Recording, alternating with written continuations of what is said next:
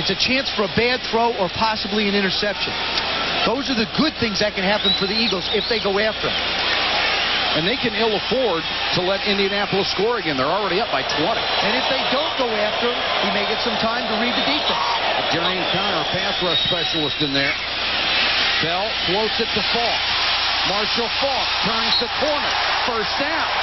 Yeah, a quarterback just coming in off the bench, a 3rd and long, I think you go after him. You don't let him comfortably sit back there, get the ball out, and allow Marshall Falk to make the play. Kerwin does a nice job. This is a good throw. Again, I say, this is, I think, the toughest. Marshall just outruns the secondary, knows where the sticks are, gets out of bounds.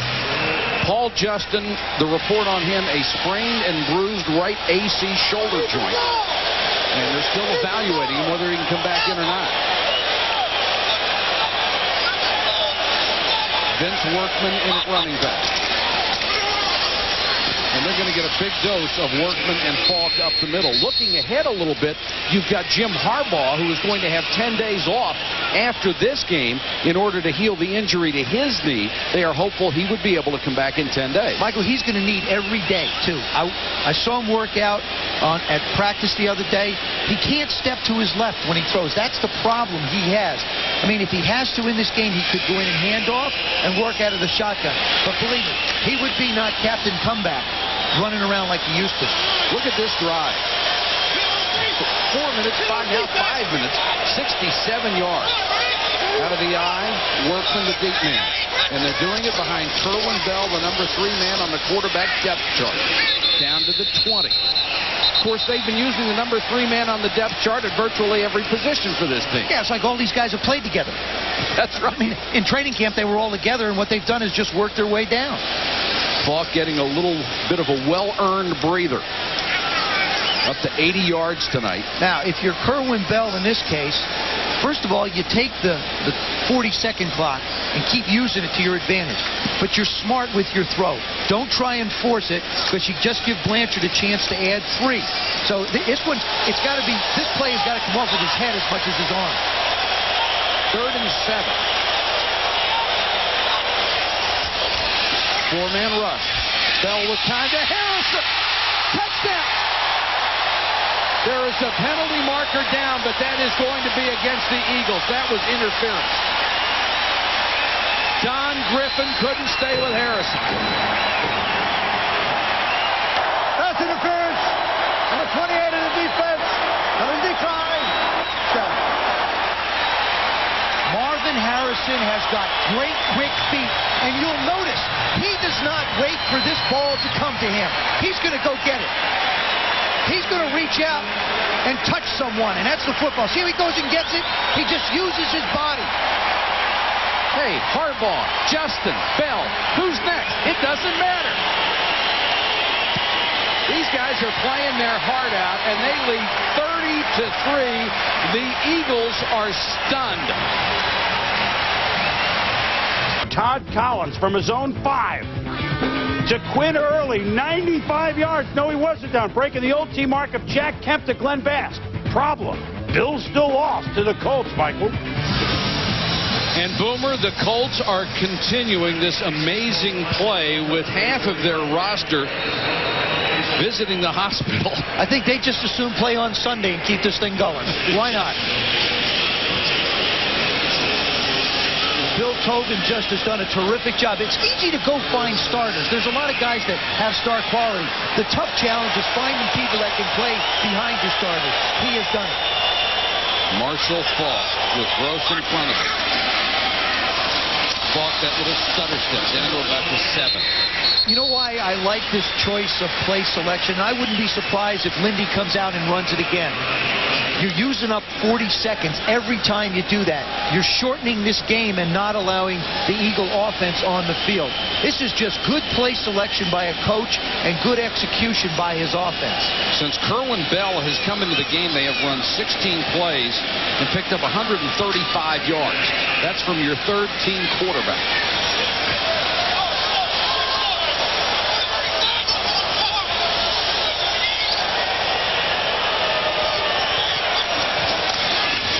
On the toss.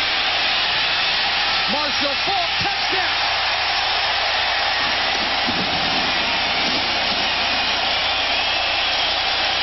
He may not be all the way back, but he's back. He's back enough. Brian Stabline, number 86, makes this happen. Look at the smile on Lindy's face. Watch this. He's congratulating Brian Stabline. You watch him seal the corner. 85 Dilger makes, and here comes, look at that, Brian, number 86. Stabline just comes in, and there's nobody out there. Marshall goes in with an escort, untouched.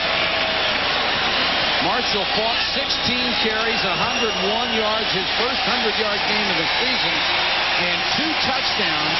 The route is on. And it's all smiles if you're in blue and white. Marshall Faulk.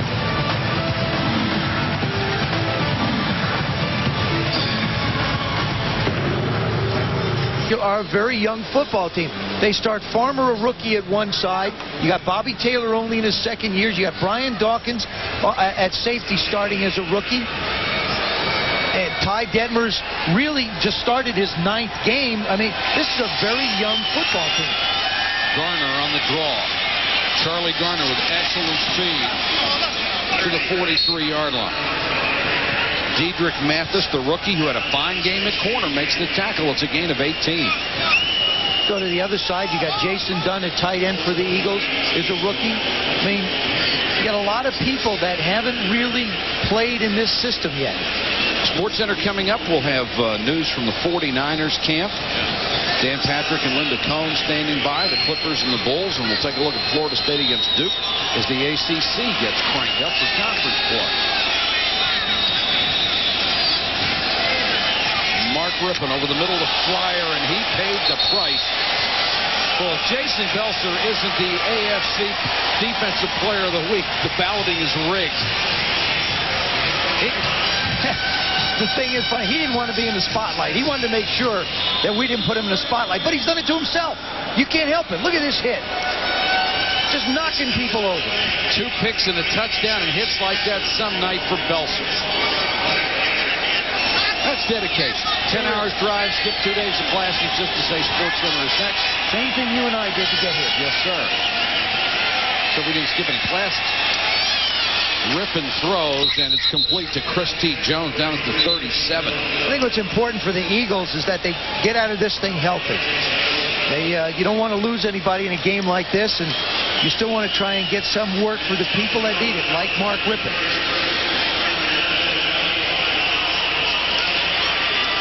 Troy Vincent with a sprained knee. He is out since early in the game. Brian Dawkins, groin pull. He's been out since early in the game.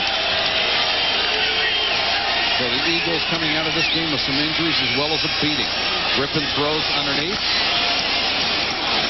Turner powers his way inside the 25.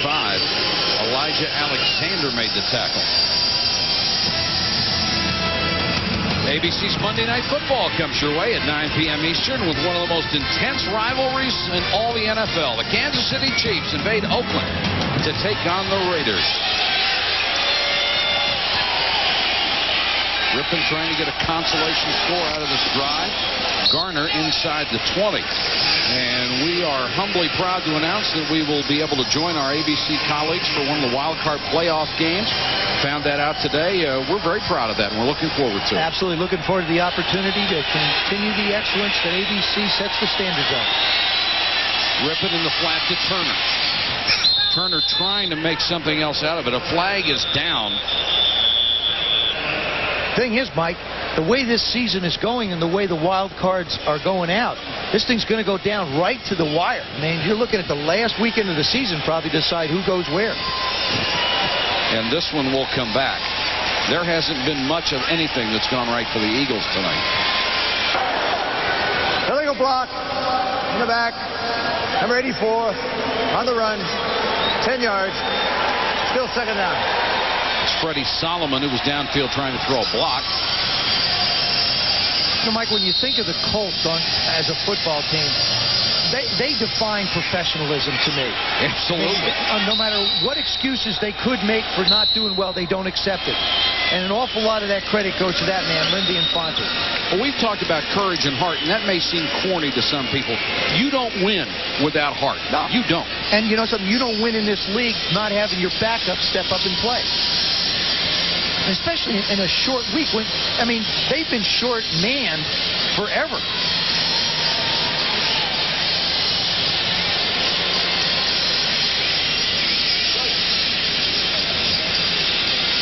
The Eagles' top-round draft choice, who hasn't been able to do anything for them tonight, offensive tackle Jermaine Mayberry, has been sidelined since having pneumonia in August, but he is having a big impact off the field. Mayberry is legally blind in his left eye, and he donated $100,000 to fund the Eagles' iMobile, which gives free exams and glasses to youngsters throughout Philadelphia. And Jermaine Mayberry, who they really want to be able to play before the end of this year, could be a big factor during his career for the Philadelphia Eagles, and certainly what he has done for children in the Philadelphia area is to be applauded.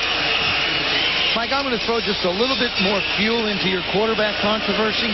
What would that be? Kerwin Bell's rating, 158.3. Just thought I'd throw that out there. Some food for thought. Well, just in case somebody thinks we're being serious about this, to me, is Jim Harbaugh's football team, open and closed case, and when he's healthy, he's going to play. You don't have to say that. Yeah, every time we make a joke about something, somebody somewhere takes it seriously. You were joking? Thanks. I'll tell you, there's a lot of guys smiling on that sideline. And not that Paul Justin hasn't played exceptionally well in 2 games, and Kerwin Bell looked great coming in tonight. I think the problem with his shoulder is going to be one that'll be able to be taken care of and should be ready to go in 10 days as well. Some great players on the field Sunday night when we visit Detroit. Chris Carter working on going into the top 10 all-time in the NFL, and Barry Sanders, they stamped Hall of Fame on his passport when he showed up. I love what Marcus Allen said about Barry Sanders. He said he's the most exciting runner in football. Good evaluation. 3rd and 1. Rippon dumps it. Garner gets down to the 8-yard line. Elijah Alexander making the tackle. And I believe the Eagles called timeout with 9 seconds left.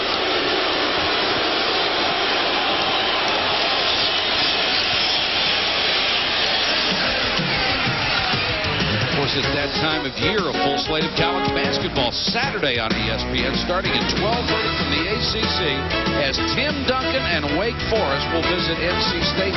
Then at 7, big matchup, Indiana against Kentucky, 2 top 10 teams. And at 9, Arkansas goes to play Norman Stewart's Missouri Tigers.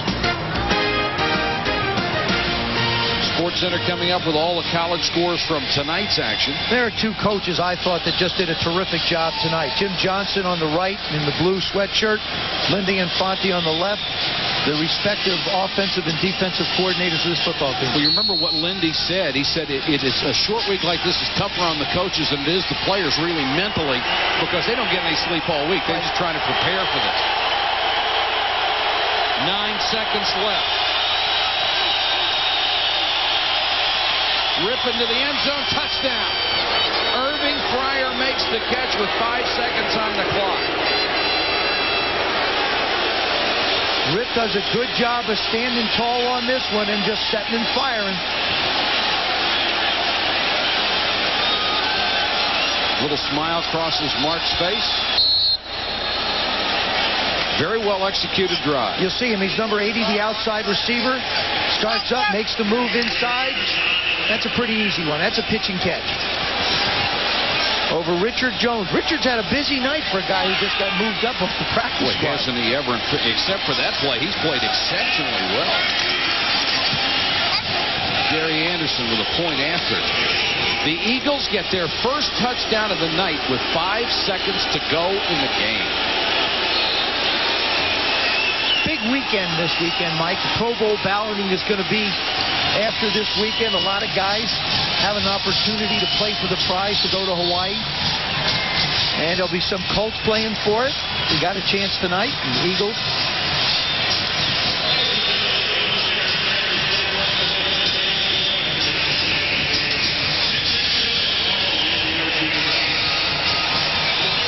Jason Belzer was so funny in the locker room. Willie Clark in our game got sort of lit up, I guess you could say. So Jason